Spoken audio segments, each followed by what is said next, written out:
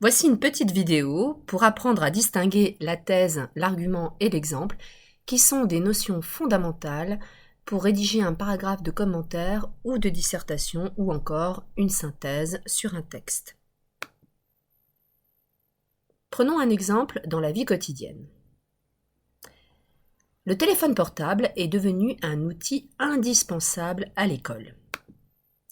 C'est l'idée principale que je défends, le but essentiel que je cherche à atteindre avec mon argumentation. C'est ce qu'on appelle la thèse.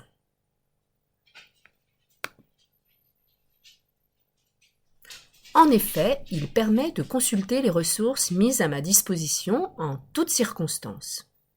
Dans ce cas précis, je donne une raison qui justifie la thèse. Elle se trouve en position secondaire par rapport à elle et on est toujours dans le domaine théorique et abstrait, c'est ce qu'on appelle l'argument.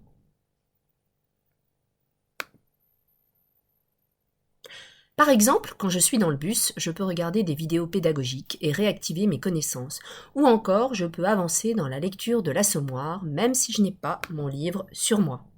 Cette fois-ci, je m'appuie sur des situations concrètes qui ont pour but d'illustrer l'argument. C'est ce qu'on appelle bien sûr les exemples.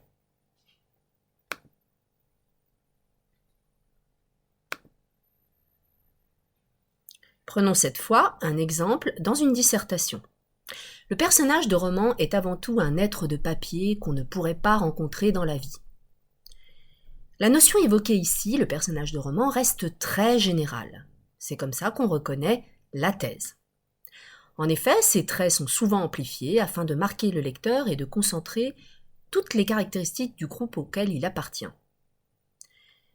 Vous remarquez le connecteur logique, en effet, ainsi que des éléments plus précis que le personnage de roman qui s'y rattachent, des éléments particuliers, à savoir ses traits ou encore les caractéristiques du groupe auquel il appartient.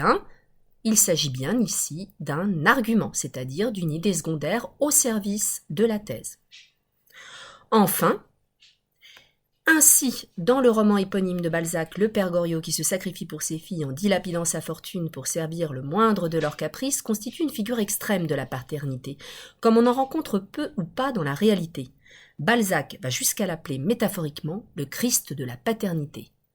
Vous voyez ici un petit mot, ainsi, qui va introduire l'exemple. En rouge, un cas précis, un cas concret, un exemple de roman, un roman de Balzac, qui s'appelle d'ailleurs Le Père Goriot, et vous trouvez également une citation de Balzac, c'est-à-dire des mots rapportés exactement comme ils sont dans le roman.